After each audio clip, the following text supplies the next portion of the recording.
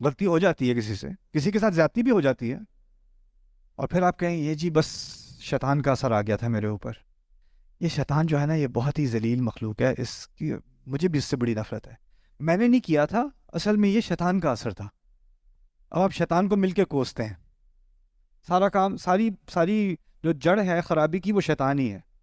اس سے کیا ہوتا ہے، انسان کہتا ہے کہ شیطان کی وجہ سے ہوا، یہ تو شیطان کے اعمال میں سے ہے، تو اس طرح سے سمجھے کہ میں نے اپنے اوپر سے ذمہ داری اٹھا دی اور ساری ذمہ داری کس پہ ڈال دی؟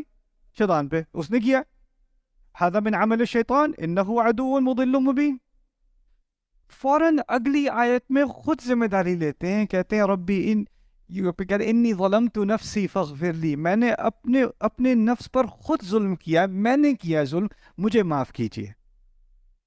یعنی شیطان تو ہے، لیکن ان کو اچھی طرح اس بات کا علم ہے کہ قیامت کے دن وہ یہ نہیں کہہ سکیں گے یہ تو شیطان تھا میرے رب، میں تھوڑی تھا.